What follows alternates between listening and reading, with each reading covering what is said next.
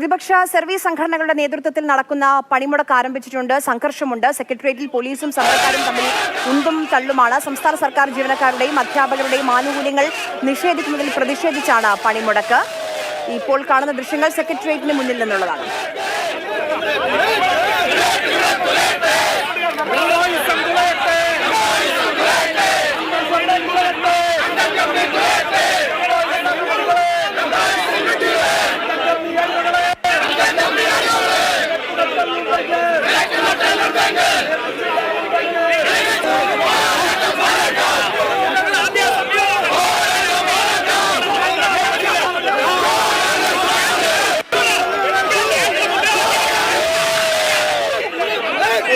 നമുക്കൊപ്പം വിവരങ്ങളുമായി ചേരുന്നുണ്ട്. സ്റ്റെഫിൻ, സർക്കാർ ഡയസ്നോൺ ഒക്കെ പ്രഖ്യാപിച്ചിട്ടുണ്ട്. അത് മാത്രമല്ല, അക്രമ സംഭവങ്ങളിലേക്കൊക്കെ പോയാൽ പ്രോസിക്യൂട്ട് ചെയ്യുമെന്നും ആ ഉത്തരവിൽ പറയുന്നുണ്ടായിരുന്നു. സംഘർഷത്തിലേക്ക് എങ്ങനെയാണ് കാര്യങ്ങൾ എത്തിയത്?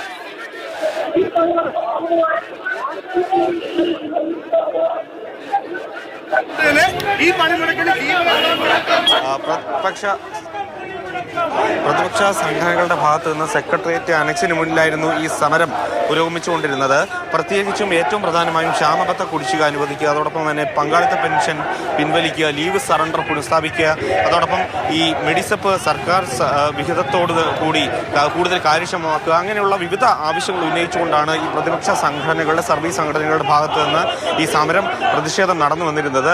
രാവിലെ മുതൽ തന്നെ, അതായത് ഈ ഡ്യൂട്ടി സമയം തുടങ്ങുന്ന സമയം മുതൽ തന്നെ 9:30 മണിയോടുകൂടി തന്നെ സമരം ആരംഭിച്ചു. അങ്ങനെ സെക്രട്ടേറിയറ്റ് അനക്സിന് മുന്നിൽ ഇവർ പ്രതിഷേധവും മുദ്രാവാക്യം വിളികളും ഒക്കെയായി ഇരിക്കുന്ന സമയത്താണ് ഇടത് സംഘടനയിൽപ്പെട്ട 2 വ്യക്തികൾ ഇങ്ങോട്ട് വന്നു.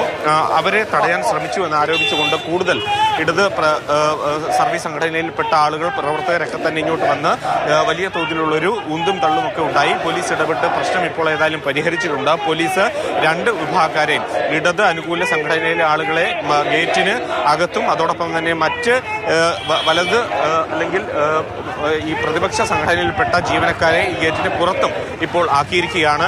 ഏതായാലും വലിയ രീതിയിലുള്ളൊരു പ്രതിഷേധമായിരുന്നു ഈ ഭാഗത്ത് ഉണ്ടായിരുന്നത്. ഈ പ്രവർത്തകർ തമ്മിൽ ഉന്തും തള്ളുമുണ്ടായി, പോലീസുമായി വാക്കേറ്റമുണ്ടായി. ഏറ്റവും പ്രധാനമായും ഇവർ ഉന്നയിക്കുന്നത് ഇവരുടെ സമാധാനപരമായി നടന്ന സമരത്തിനിടയിലേക്ക് ഈ ഭരണപക്ഷ യൂണിയനിലെ ആളുകൾ കടന്നു വന്ന് ആ സമരത്തെ തകർക്കാൻ വേണ്ടി ശ്രമിച്ചു എന്നുള്ളതാണ് ഈ പ്രതിപക്ഷ സംഘടനയിലെ ആളുകൾ പ്രധാനമായും പറയുന്നത്.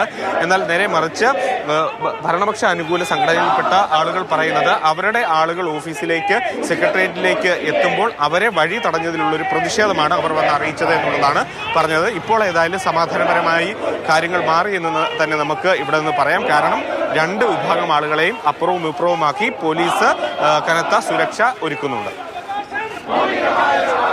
സ്റ്റെഫിനാണ് വിവരങ്ങൾ നൽകിയിരിക്കുന്നത്. പ്രതിഷേധത്തിലേക്ക് കാര്യങ്ങൾ പോയിക്കൊണ്ടിരിക്കുകയാണ്. സംസ്ഥാന സർക്കാർ ജീവനക്കാരുടെയും അധ്യാപകരുടെയും ആനുകൂല്യങ്ങൾ നിഷേധിക്കുന്നു എന്ന് പറഞ്ഞാണ് UDF-ന്റെയും BJP-യുടെയും സർവീസ് സംഘടനകളുടെ പണിമുടക്ക്. സെക്രട്ടേറിയറ്റ് ഉൾപ്പെടെയുള്ള സർക്കാർ സ്ഥാപനങ്ങളിൽ ജീവനക്കാർ പണിമുടക്കി പ്രതിഷേധിക്കുകയാണ്. സർക്കാർ ഡയസ്നോൺ പ്രഖ്യാപിച്ചിട്ടുണ്ട്. പണിമുടക്ക് ദിവസം അനുമതിയില്ലാതെ ഹാജരാകാത്ത താൽക്കാലിക ജീവനക്കാരെ സർവീസിൽ നിന്ന് നീക്കം ചെയ്യുമെന്നും സർക്കാർ ഉത്തരവിൽ പരാമർശിച്ചിട്ടുണ്ട്. അടിയന്തര സാഹചര്യങ്ങളിൽ ഒഴികെ ഒരുവിധ അവധിയും അനുവദിച്ചിട്ടില്ല. അക്രമ പ്രവർത്തനങ്ങളിൽ ഏർപ്പെടുകയോ പൊതുമുതൽ നശിപ്പിക്കുകയോ ചെയ്യുന്ന ജീവനക്കാരെ പ്രോസിക്യൂട്ട് ചെയ്യുമെന്നും സർക്കാർ ഉത്തരവിൽ വ്യക്തമാക്കിയിരുന്നു. എന്നാലും ഇപ്പോൾ പ്രതിഷേധത്തിലേക്ക്, സെക്രട്ടേറിയറ്റ് അനക്സിന് മുന്നിൽ ജീവനക്കാരുടെ പ്രതിഷേധമാണ്. പോലീസ് ഇടപെടുന്നുണ്ട്.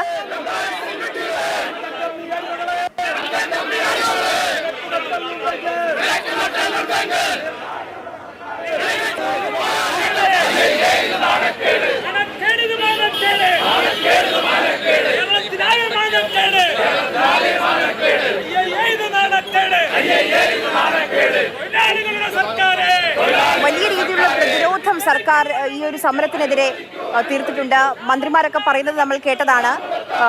BJP-യോടൊപ്പം നിന്നാണ് കോൺഗ്രസ് ഈ പ്രതിഷേധത്തിന് ഒരുങ്ങുന്നത്. അപ്പോൾ തന്നെ മനസ്സിലാകും അന്തർധാര എന്നുള്ള രാഷ്ട്രീയ ആരോപണം വരെ മന്ത്രിമാരടക്കം ഉന്നയിക്കുന്നത് നമ്മൾ ഇന്നലെ കേട്ടതാണ്. സ്റ്റെഫിൻ, വലിയ പങ്കാളിത്തമുണ്ടോ പ്രതിഷേധത്തിന്? അത് ഈ ഘട്ടത്തിൽ പറയാൻ കഴിയില്ല. കാരണം കൂടുതൽ ആളുകളും സെക്രട്ടേറിയറ്റിൽ ജോലിക്കായി എത്തുന്നുണ്ട്. പ്രത്യേകിച്ചും നേരത്തെ സൂചിപ്പിച്ചതുപോലെ തന്നെ വലിയ രീതിയിൽ ഡയസ്ട്രോൺ ഒക്കെ പ്രഖ്യാപിച്ച് അതോടൊപ്പം തന്നെ ഈ സമരത്തിൽ പങ്കെടുക്കുന്ന താൽക്കാലിക ജീവനക്കാരെ അടക്കം ഈ സർവീസിൽ നിന്ന് നീക്കം ചെയ്യും എന്നടക്കമുള്ള കാര്യങ്ങൾ ഇന്നലെ സർക്കാർ ഉത്തരവിൽ വ്യക്തമാക്കിയിരുന്നു. അതോടൊപ്പം തന്നെ അടിയന്തര സാഹചര്യത്തിൽ ഒഴികെ ഒരു തരത്തിലും ലീവ് എടുക്കരുത് എന്നുള്ള കാര്യവും സർക്കാർ ഉത്തരവിൽ വ്യക്തമാക്കിയിരുന്നു. പ്രവർത്തനങ്ങൾ നടത്തുകയോ അല്ലെങ്കിൽ മറ്റ് പൊതുമുതൽ നശിപ്പിക്കുന്ന അടക്കമുള്ള കാര്യങ്ങളിലേക്കോ സമരം നീങ്ങിക്കഴിഞ്ഞാൽ കർശനമായ നടപടി ഉണ്ടാകുമെന്നുള്ളത് ഉത്തരവിൽ വ്യക്തമാക്കിയിരുന്നു. അതുകൊണ്ട് തന്നെ ഈ പ്രതിപക്ഷ അനുകൂല സംഘടനയിലെ ഏതാനും ആളുകൾ മാത്രം അല്ലെങ്കിൽ പ്രവർത്തകർ നേതാക്കളൊക്കെ തന്നെയാണ് ഈ സമരത്തിൽ പങ്കെടുക്കുന്നത്. കൂടുതൽ നമുക്കറിയാം പല രീതിയിലും സെക്രട്ടേറിയറ്റിലാണെങ്കിലും അല്ലെങ്കിൽ സർക്കാർ ഓഫീസുകളിലാണെങ്കിലും കൂടുതൽ ആളുകൾ ഉള്ളത് ഇടതുപക്ഷ യൂണിയനുകളിലാണ്. അതുകൊണ്ട് തന്നെ കൂടുതൽ ആളുകൾ വന്നിട്ടുണ്ട്. അതുകൊണ്ട് തന്നെ സെക്രട്ടേറിയറ്റിന്റെയോ അല്ലെങ്കിൽ മറ്റു ഓഫീസുകളുടെയോ സംഘർഷത്തിലേക്കൊക്കെ കാര്യങ്ങൾ നീങ്ങിയിരിക്കുകയാണ്.